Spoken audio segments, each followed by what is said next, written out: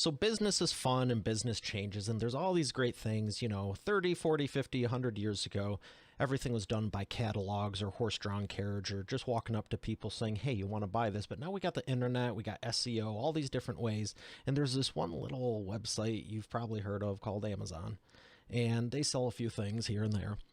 And maybe you've thought about going, hey, we should have a store as an extension of our business on Amazon. Or maybe you just straight up were like, you know what? I'm tired of what I'm doing, whether it's my business or whatever. I want to sell directly on Amazon.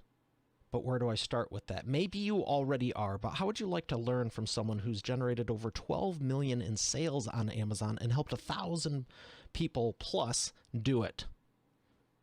That's why I'm excited to have Isaac Kuhlman on the show today, and I'm going to bring him up right after we thank our sponsor. Every business needs a book, including yours. Visit freebusinessbookpublishingcourse.com today to learn the 7 steps to publish and promote your nonfiction lead and profit-generating business book in 8 weeks. Once again, that's freebusinessbookpublishingcourse.com.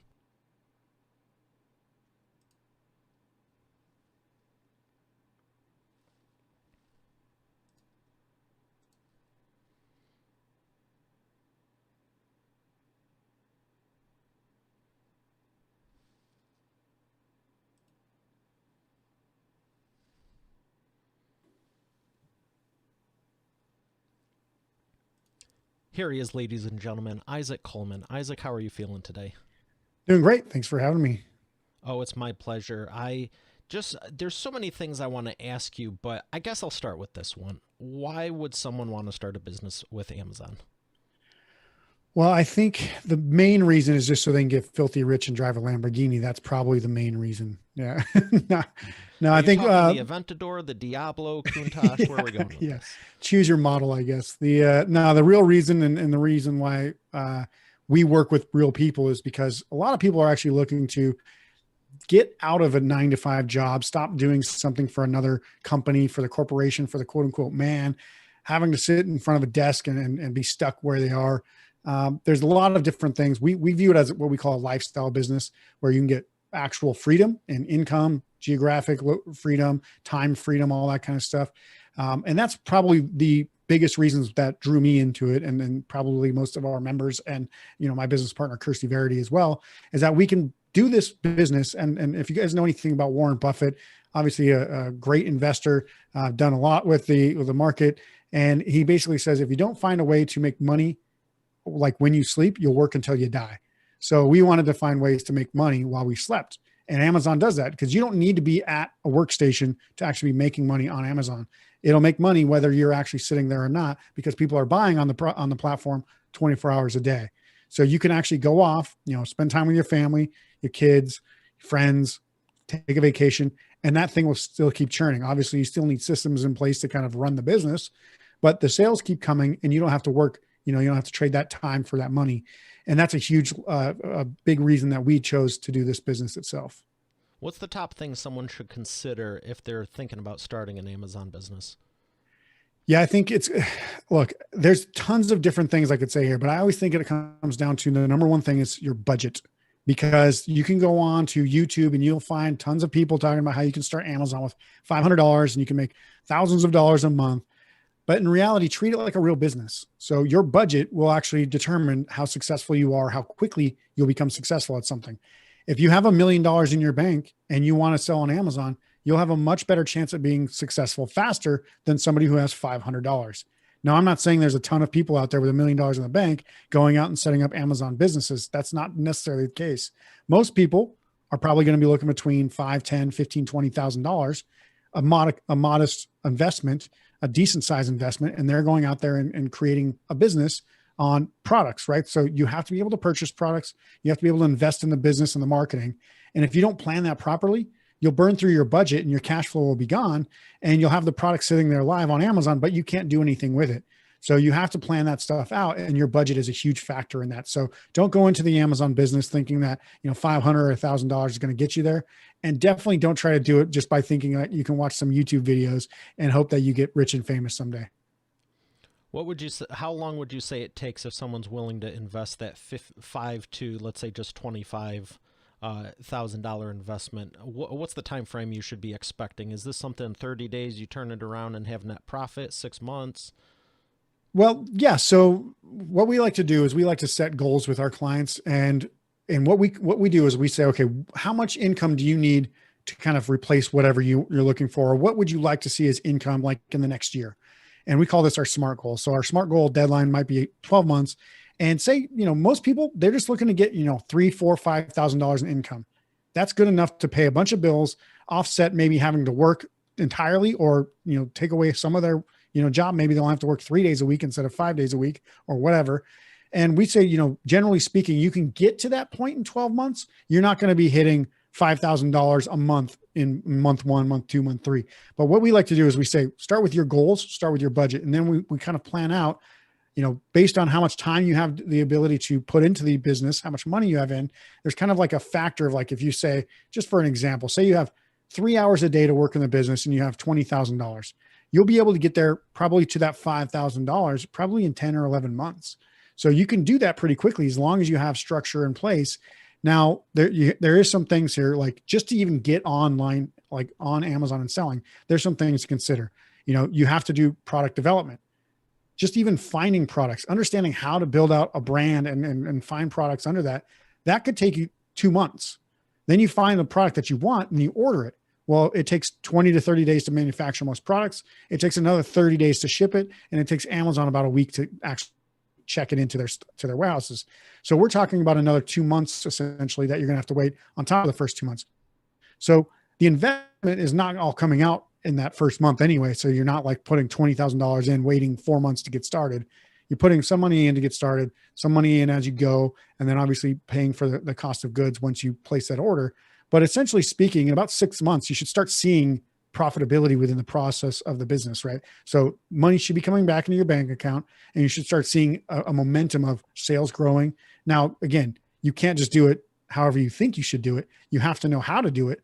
But 6 months time, you should start seeing money come back to you. And then that's actually the first sign of like, hey, I'm doing something that's working. Now, how do I really make it profitable? How do I scale it? How do I grow it even further? And that's when you can start to launch more products doing the same processes.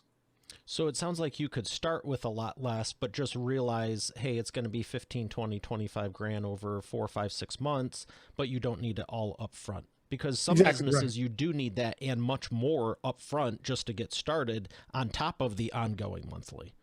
Yeah. I mean, if you try to get into real estate and buy and flip houses, it's not going to be 5, 10, 15, $20,000. They're going to have to buy houses, right? So you either have to get a big old loan from a bank to help you do that, or you're going to need to fund some of that upfront with a big cash deposit.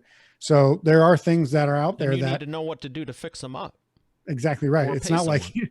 it's not like anybody can just go out and fix a house, right? I mean, and most people were doing it either themselves or they have a very close construction crew or whatever.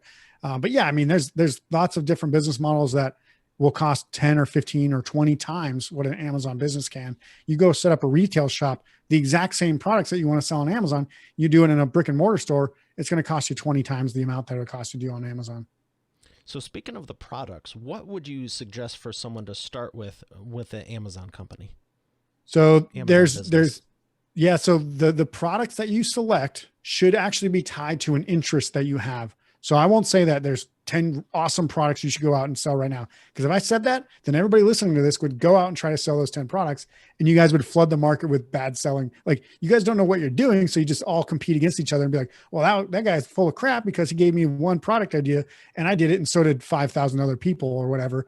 And so that's why we don't do what we do. Well, what we do tell people to do is essentially find a niche or an interest that you're interested in, that you're passionate about. Like, you can see behind me, I have some musical accessories, some drums, some guitars, and all that stuff. I actually built a brand around musical instrument accessories. So I'm passionate about that. So I built a brand around that. So I know exactly what works, how to make those products, or like, how to make them better, how to use them, how to tell people how to use them, how to describe that in my marketing. I know the problems that people like me have. So that way I can explain that through my listing and my images. So that's a really good way to get started, is think of things that you're interested in. And then we actually have a process where we show people this spreadsheet. We call it our product analyzer Bible, that breaks down all the costs, including like advertising costs, marketing costs, launch costs, before you even place the order up front. So you get this spreadsheet and it basically breaks down, how much is it going to cost? What's your competition look like? How much do you need to actually sell in order to be on page one, all that stuff. And what can you expect in income, profit, revenue, return on investment, all that stuff. And then you can actually prioritize that. So based on what area of expertise you want to be in and what products you kind of pick under that line, you can actually do the analysis way before you actually place the order. So that way you don't just go in and think, oh yeah, I can easily, I got $5,000. I can easily launch any product under fitness. So you go out thinking you can do a jump rope in fitness, but what our product analyzer Bible actually tells you is it's going to cost you $130,000 to be successful in that product. Then you go, okay, $5,000 isn't really going to cut it anymore. And that's what we want to stop people from doing. Is that's why I said, first up, your budget will determine how successful you are, how quickly you can be successful. If you had $130,000, you might be willing to launch that jump rope because you might make $30,000 in income once you get to page one there. And that's a great return on investment, but you won't be able to do that with a $5,000 budget. So you have to find products that actually fit your budget. Well, that's a great insight there, because whether you're talking refrigerators, couches, lamps, or charcuterie boards, they all have different, expenses. They all have different profit margins. Yep. They have different demand. So it's awesome that you're offering that, because I think people just sometimes jump in and go, I want to do this because I like it, but they go, I want to make $1 million a year or a month from it, but don't realize it's eating up 90% of the profit just because of the thing it is. Yeah. I mean, you can lose money on pretty much anything if you're not paying attention to what the fees are. And if you don't plan it out ahead of time and you don't know exactly what profitability you'll get after, Amazon takes their commissions, Amazon takes their shipping fees, your freight forwarder or your freight shipping from wherever you're getting it sourced and sending to Amazon, any of that other stuff, all that supply chain stuff has to be factored into the cost. Otherwise, you're going to just think that you can sell it on Amazon for whatever price you think that you can do it for. And then you'll find out nobody wants to buy it. So a lot of people, when we first started this business, I think it's been 8 years now, actually almost exactly to the day, 8 years. Basically, a lot of people were just like, I'll just put a product on there and I'll charge $10 more than my top competitor. And they think that they can do that. Well, do you think that people on Amazon who are shopping there are dumb?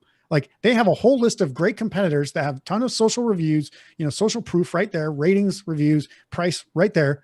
They can read their listings and they can price compare with, the top sellers in the world or in this category on Amazon. And why would they pick you with fewer reviews, not maybe as great a marketing copy or whatever, and then $10 more? Why would they do that? Like, Amazon buyers are looking for great value products that speak to them, right? The brand speaks to them, the messaging speaks to them, the images speak to them. That's what they should be thinking when they're buying. They're not just going to go out and buy from some arbitrary seller that's selling it for a higher price. The only thing that comes to mind in that scenario is you'd have some killer photos or video that someone else doesn't. Because I've seen some where they have 1 or 2 photos, there's no details, but they're selling the heck out of it. I mean, but yeah, at the end of the thing, it's unlikely. Yeah, well, think about being that seller, right? So that seller probably has been around for a while. They got their ranking, they established their reviews, and they now command that price point. You as a brand new seller aren't going to command that price point likely. You're not going to be able to sell for $10 more than that person, for example, because they'll just crush you on sales. Because if you put 50-50, compare them apples to apples, they're just going to look at yours and go, unless you got some really, really compelling reason for me to buy it for $10 more, I'm going to go buy it from that tried and true number one seller over there. Yeah, and there's also the browser plugins that automatically you check something out, even if it's not on Amazon, it pulls up Amazon's listing to show you the shopping comparison. Exactly. There's all these things out there now, and you have to remember the positioning. You're not going into a Saks Fifth Avenue where it's a high-end exclusive, and you're not necessarily price shopping. You're literally on Amazon, like you said, where you can just click a button and it even tells you the competitors. You might like this also. A lot of people who bought this, they show that the little slider bar of here's what else they bought. Exactly. I mean, there's so many ways people can shop on Amazon. Amazon's there to essentially capitalize on making money from people who are in a hyper buying position, right? They don't go to Amazon to browse most of the time. They're going there to actually purchase something. They type in something into that search bar looking for that exact product. So then all they have to do is then look at who comes up on the page, compare them and say, this is the one that fits exactly what I'm looking for, whether it be through the pictures or the price or the reviews or whatever. All that determination. Most people, especially like under a $20 price point, they don't spend a ton of time comparing stuff. They'll look around at a couple of things, but for $20, that you can return stuff too. So they're in a hyper buying position. They'll go ahead and just buy the best or most, highly reviewed one. So then they can actually try it out. And if they don't like it, they'll just return it and say it wasn't good or whatever. And then, they got a return issue, but that's what Amazon shoppers are used to. And that's, as a person who buys on Amazon all the time, that's exactly how I buy, and I sell on Amazon. So you have to understand buyer habits. You can't just make up your own rules. You have to go by what's actually happening out there. It's a great expert authority insight, and I'm glad you're sharing it because, again, a lot of people just think there's no rules to any of this. I'll just do what I want. I have a passion. I have a dream. It's going to work. I love that you have a passion and a dream. Absolutely, 100%, unequivocally, go for it. But there are structures to all this. Same thing with the marketing of it. There are things that work. Success leaves clues, and you can't just make stuff up. So don't run uphill if you don't need to. Exactly. You bring up a great point about the searching. How important is SEO for selling an Amazon business? Yeah. So obviously with the phrase SEO, we a lot of times associate that with, kind of query-based engines like Google or Bing and getting, page one search results for that. Amazon is actually one of the largest search engines in the world, but theirs is a little different, and it's based on buying. So it's based on how much you get bought for any keyword. So whatever's typed in, musical accessory, or I sell an ice scraper. So someone types in ice scraper, you kind of need to be in one of the top pages or, one of the top positions to get most of the sales. If you're on page like 3 or 4, you'll get much fewer sales than if you're on page 1 or, position 1 on page 1.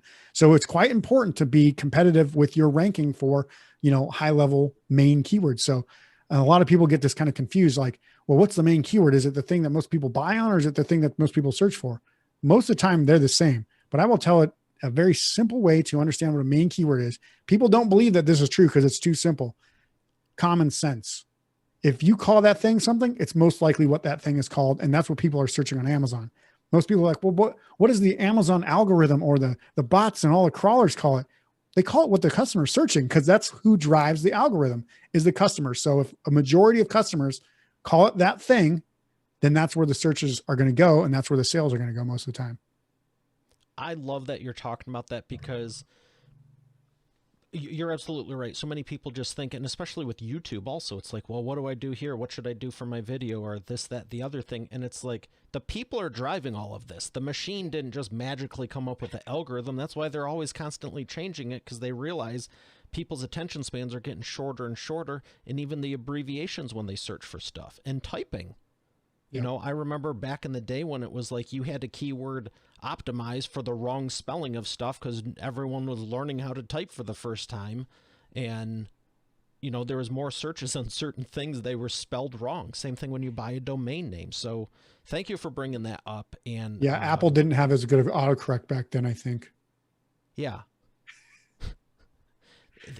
We're the ones driving all of this. So if our habits change, they're going to change. Because like you said earlier, they're in the business of selling more stuff. If we want to call it zebras and kangaroos, hey, if it's 10 times search and people are buying it 9 times as much, they'll probably adapt it. Yeah, exactly right. And that's, sometimes you'll see a completely random product on some of those listings, because I shouldn't say completely random, but for example, you might search umbrella stands because you want to put a little rack by your front door or somewhere, or umbrella rack. And in the top 10 search results on that page, you'll see a listing for an umbrella, because it's so highly sold on umbrella and relevant keywords that it also is bought on that keyword as well. So it's not actually an umbrella rack. It's an umbrella, because it's such a popular umbrella. It actually gets kind of leakage onto some of these other keywords as well. So when you take all of this into account, is there a certain type of person that should be going for this more than another? Is there certain behaviors and personalities that just tend to be more successful on Amazon, or is it if you have the money and the patience, you're good? I will say there's quite a few things. So you have to be able to adapt and accept that change will happen. and don't think that what you know today is going to be the way that you're going to run this business forever. That is never going to be the case in any business, but Amazon changes much faster because it's literally online. There's not like physical storefronts that have to be adapted or changed. It's literally all they have to do is change certain things about their platform. And then you have to understand how to fix that stuff or work around it or whatever. But I would say, for most people, there's two types of people, or two traits of people that will probably be more successful than others. People who can find solutions to problems and not get frustrated and quit when they run into a hurdle.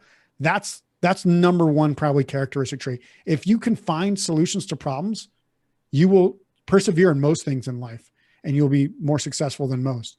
The other thing is essentially have a passion, because no matter how good of a problem solver you are, if you don't have a passion behind this, you'll just get bored and quit. Like if you're like, hey, you know what?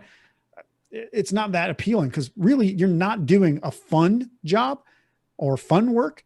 It's essentially the work that allows you to live the life that you want, but that then the lifestyle becomes much more fun than the business.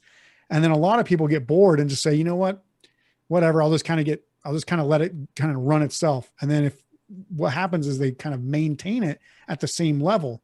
But as I will say, anytime you're trying to maintain something and just maintain it, you'll see that over time, you're actually killing it, because you actually have to actively be growing a business or trying to grow it in order to make it run successfully. If you're just trying to maintain, that's actually a slow death in business. And it might take a year or two to figure that out, but all of your business will, if you're just kind of at a maintain level, your business will probably start to die in about a year or two. Wow. Definitely don't want that to happen. Yep. So appreciate everything you're sharing, but I want to ask you, how did you get into this? What's your background and why did you choose selling on Amazon? Well, I actually created the Amazon algorithm, so I know everything about it. No, I'm just kidding. You said that pretty convincingly. Yeah. I was like, wow, really? I didn't remember seeing that in the one sheet. No, actually, literally it was sort of by passion, by chance, and by keeping an open mind. I would say that's probably the number one thing. I tie this back to having watched that movie, Yes Man, with Jim Carrey. Mm-hmm. So back in like maybe 2007 or so, there was a movie called Yes Man. And in that movie, Jim Carrey is told he has to say yes to everything that comes along, because he's kind of a negative Nancy. He doesn't want to do anything, doesn't want to go hang out with his friends. And then he starts doing it just as a kind of a trial, just to see what happens. He's like, well, what have I got to lose, basically? So he starts saying yes to way too many things, ends up partying too hard, doing way too many things that he shouldn't be doing, constantly overextending himself. And he basically finds out that, a lot of great things happen, but also he's burning himself out. So I kind of trialed this at some point and just said, I'm going to say yes more often, not all the time, but way more often. And eventually it got me to a point where I started, I was friends with a guy who actually sold some products, some cell phone accessories on Amazon. And I was working as an operations manager of an indoor go-kart facility here in Las Vegas. So not applicable in any sense to Amazon. But I did have some business acumen yeah, it is. It's a lot of fun to race go-karts when you want. But yeah, so like I kind of understood how to run that business. I got that business profitable. From a sense that it never actually was profitable, because it was a location that was kind of recently open and they'd lost money every single month. I found a way to get higher conversion rates on some of the upsold stuff, much, much higher. And essentially from never having profit to then 6,000 profit, 20,000 profit, 30,000 profit. And then basically at that exact same time, I'd met a guy who had started selling on Amazon. We became friends. We started talking. He said, you know what, you should try this out. You should come work with me, or, we can kind of coordinate and partner up on this or whatever. And I said, well, I don't really know that much about Amazon. I've bought a couple things, but I haven't really sold anything and don't know much about it. He's like, no, I can show you all that stuff. So I was like, well, all right, I'll keep an open mind. Let's go see what this looks like. So he kind of showed me the basics, the ins and outs of like how it's performed. You got to have some customer service, got to do this kind of stuff. Didn't show me anything about like marketing or sales tactics or anything like that. But at that time, I kind of understood basic business marketing, all that stuff. So ads and all that good stuff. And then I just said, okay, look, you know what? Here's what I make at my current job. I will need at least a base element of money to come work with you. Otherwise, it's not going to work, because I have bills to pay. Like, you have a decent amount of saved up income. I didn't at the time. So we partnered up. Essentially, we the day before I was supposed to start working with him, his account got shut down. He was doing $330,000 or more, something like that on that account in a month per month. And it got shut down. And I was like, oh crap, I just quit my job. I've literally come work with you and now I've got no job. Long story short, we decided to get it going again. We had to open another account. We had to do things, he was actually, they were doing some nefarious review stuff that was kind of the Wild West back then. So like asking people to give you a 5-star review for a free product kind of thing. Amazon quickly found that out, said you can't do that, shut the account down. And so we had to start a whole new thing. So we went basically from April in 2013 at $0. And then by Christmas, we were at $500,000 a month over 30 days and getting disbursements over $100,000 every 2 weeks. So it was a pretty quick turnaround. It was a very fast learning lesson of now I've got to figure out how to do everything from scratch. Cause it would have been really nice to just jump on a floating sailing ship and just steer it a little bit. But we actually had to like rebuild the ship, pull it off the bottom of the ocean, put it back on water and start to figure out how to actually move it forward. So it was very quick learning. Would you say that you learned a lot more than you would have had it been easier to maintain? Absolutely. And the other thing is that that happening kind of threw off his passion and drive to want to continue doing the day-to-day grind. So essentially he just said, I'm throwing you at you. And then I had a couple of support people with me, customer service representatives and stuff. And he said, I'm throwing you guys out there. You guys are going to figure out how to get this all back. He gave us some guidance on some things, but we actually literally had to figure out how to do it all because he was like, I built it up and I don't really want to spend the time to do it again. So that's why I've got you guys with this team to do that for me. Didn't really give me a whole lot of instruction or guidance. There were some training videos that we watched that kind of helped with the product part, but nothing to do with the business, nothing to do with the overall elements that we needed to learn. So yeah, it was basically a crash course. And, he kind of was like, I just want you guys to make me money. So that way I can not have to do this and grind in it. So he was very entrepreneurial spirited. And so that's what we did. We said, in spite of that, we're going to make this work. And we did. Would you say the foundation is also stronger now because of it? Yeah. So the idea here is that we stopped working together about 2.5 years after we started working together. Essentially, I had outsourced everything that I was doing, even to the point of managing the business and managing the team to an outsourced team in the Philippines.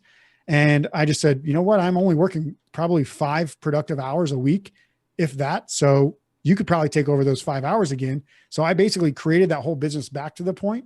And now he's able to take that back over. And this was actually in 2015. And I haven't worked with him since then, but I also haven't worked for any employer since August of 2015.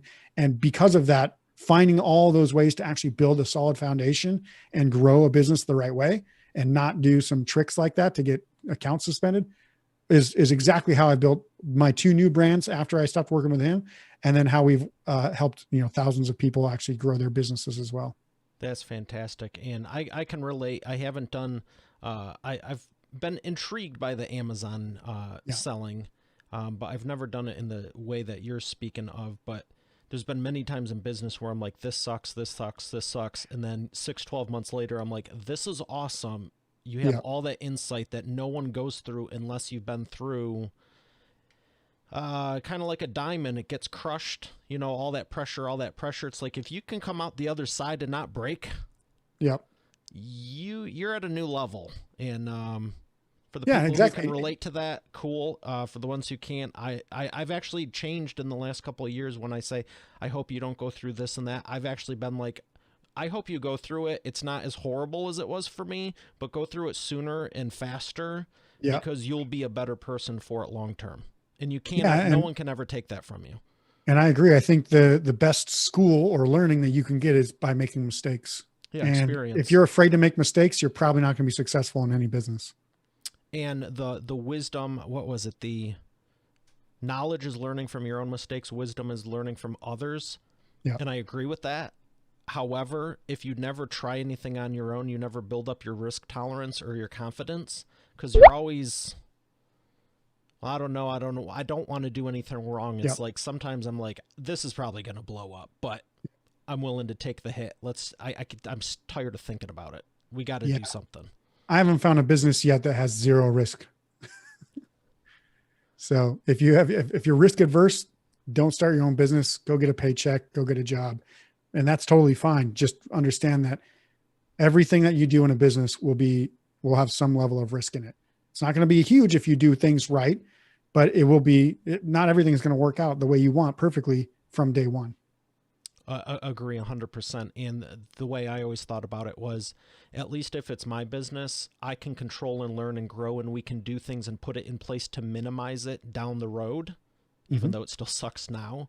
But if it's someone else, they might if the company's the bottom's falling out and the owner who's the leader isn't being the leader and doesn't care, there's nothing you can really do except watch it and maybe take some pictures. It's like being on the Titanic and it's like, do we get a lifeboat or not? Well, Yeah, maybe not, depending on the company.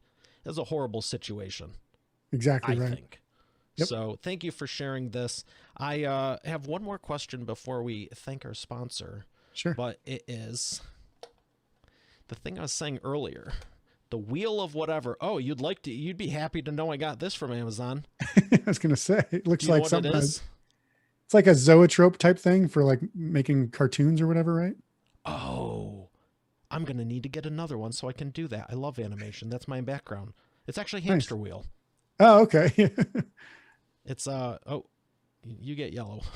So my question for you is, what band would you love to play with?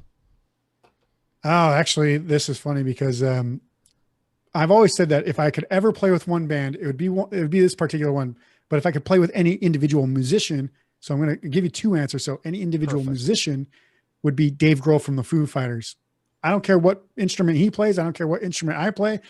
Playing with that guy would be awesome because he's got so much energy. He's an awesome dude. If I could play with any band, I've always said this, and it's probably a band you've maybe never heard of, but it's actually the Toadies, who are from Texas. And they had that one song that you probably remember, Possum Kingdom, from back in the 90s, which is it goes something like actually I don't even know if it's appropriate because it's not like explicit, but it's like, do you want to die? Do you want to die? Make up your mind. Anyway, so that was their like big hit single back in like 95, 96. And I've been a fan since that album, which was their first album. And just the way that they play music is very high level, like very tight knit, very, very fast, like not necessarily fast paced, but up tempo, tight, very, very measured. And the band it's a rocking band. So if you haven't heard of them, check them out for sure. Nice. Well, I appreciate that. And I appreciate the 2-part because I use that to just basically have carte blanche and ask whatever the heck I feel like asking. But I appreciate that you expanded on it because I'm going to have to remember that because there is a difference between playing with the band and playing with a musician because they may have been in multiple bands or on their own. Dave Grohl was in Nirvana and Foo Fighters, and he's been successfully touring as a incredibly famous rock and roll musician for 30 years now. Yeah, the other one I'm thinking of is Slash. Oh yeah. It'd be an interesting after party with Slash. Let's put it that way. All right. Well, we're going to thank our sponsor and come back for the Imperfect Action Round.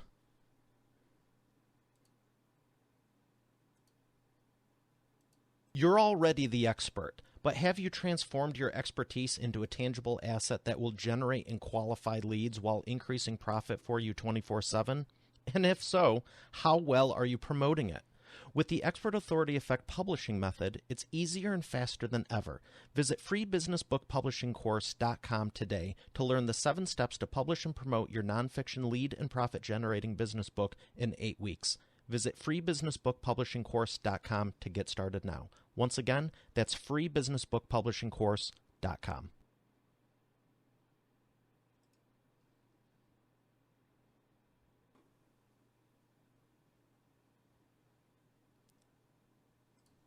And we are back with the Imperfect Action Round. Isaac, are you ready to take imperfect action? I am. I got 3 questions for you, 60-second or less answers. The first one is, what is the fastest path to the profits? What was the fastest path to profits? Yes. Man, planning before you ever make any investment, do your research, and then make sure you have the budget before you even start, and then follow the plan and execute actions as you should. I mean, don't stray from the plan too much before you actually start to test stuff out. And what I'm hearing there is you're not just speaking about Amazon right there at all. Yep. I mean, there's a lot of Nice. businesses that don't plan anything out, and then in 6 months to a year they fail. Oh, great. Thank you for that. Number two, what is the biggest problem you see your prospects making and the fastest way for them to fix it? Picking products that they can't afford to be successful, which means that they're picking products that are out of their budget range to compete on, and then essentially maybe they're only ordering like 100 or 200 products or units of the product. Then they sell out, and then they can't afford to reorder because they haven't got the money back from Amazon fast enough. So now I have to do the whole process again. So it really is improper planning, and that's the thing that causes people to fail more often than not, because they keep repeating that cycle over and over and over. So they should be picking products profitably. Say that 3 times fast. Exactly. Pick profitable products and plan for their profit before you actually even invest in them. And have a process. Yep. Excellent. What is the best way to maximize customer lifetime value? Well, what we would say is create a brand that resonates with your consumers. So we always talk about be your ideal client, understand all their ins and outs, their problems, their joys, their frustrations, what they like about the products that you sell, how they use them, and what they identify with as the person within that niche or that interest. So if you're selling bicycle equipment, you should probably understand what it is to be a bicycler, right? Like you should probably be bicycling. You shouldn't just sell that stuff just because you think it's a great market to sell in. Understand your ideal client, and that'll actually generally help you prosper a lot faster. Excellent. Do you have any activities, cheat sheets, checklists? Do you have any training material for picking the right client and narrowing down the avatar? We do actually, on our site, goteamreal.com. So go team real. So 3 words combined into one.com. Go there. There's free training. It talks about how to understand your ideal client. It's like kind of like I think maybe a 45-minute free training overall, like the total amount. You can obviously speed it up if you want. But it goes into a lot of the stuff, planning, the ideal client, all that stuff. And then honestly, like it gives you the best overview I've seen out there of how the actual business works, not just how to pick a random product, not just how to sell something on Amazon. We're not talking about, going out and buying some Tide detergent and putting an Amazon listing up or whatever and selling it there. We're talking about creating your own brand with your own private label products that you can then resell as, the only company that has that exact product. Excellent. Excellent. What books would you recommend to Expert Authority World? Oh, I'm sure you've probably got a lot of these recommendations. I'll give 3. The Slight Edge by Jeff Olson. Basically, it's a lot like The One Thing, where it's like, just focus on the next thing you need to do to get to where your goal is. You have to plan the goal first. 4-Hour Work Week by Tim Ferriss. I will say that that's probably a very, very recommended book. But the one thing especially about that is it's e-commerce related, and it tells you exactly how you can live the lifestyle of working only 4 hours a week by doing an e-commerce lifestyle or an e-commerce business. And then literally one of my favorite authors as far as business goes, it's not even necessarily business related, but it's John C. Maxwell. He talks a lot about leadership, understanding how to be a good person and how that translates to good business practices. He's kind of off the Napoleon Hill Think and Grow Rich kind of offshoot of that. But he does a great job at, anytime I read one of his books, I'm like literally underlining like every other sentence, like, man, I got to remember that. That's a great quote. That's great. That's great. And I'm like, everything he puts into a book is like literally gold for your brain. So if you can read anything by John C. Maxwell, that's well worth your time. All great recommendations. And I agree, especially with John Maxwell. Excellent author. Yeah. Thank you for those. And where would you like people to go again? Yeah. So just go to goteamreal.com. You can check out the free information that we have for you there. If you are interested, you can, reach out to us and let us know how you're interested. We don't do these, business, podcasts and jump on with Mario to let you guys, see and know about us. We just want you guys to be informed and educated about these things so you don't make a bunch of mistakes. We'd rather you guys save that money. If you're like, hey, I've got $1,000, I'm going to go out. But listen, $1,000 is not going to make you successful on Amazon. It's a good start to growing to that, but don't just think that's all you're going to need to invest. So we want to stop people from making these mistakes, getting burned, and then having a lot of these people that are, driving these rented Lamborghinis, telling them exactly how to live that lifestyle. They're not living that lifestyle. That's just a promotional video. Don't fall for the traps. Like, I drive a Toyota Corolla. I'm not going to tell you to go out and rent a Lamborghini ever. It's pointless.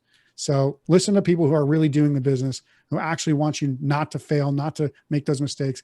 And if you enjoy that, there's free training there. You can actually use that and implement that yourself. Well, thank you so much for being real and just sharing the truth. It's been a lot of fun. I appreciate your wisdom and sharing it with Expert Authority World. It's been an honor. Thank you, Mario. All right, Expert Authority World, we have another great episode here today. I'll see you tomorrow. Have a great day, and God bless.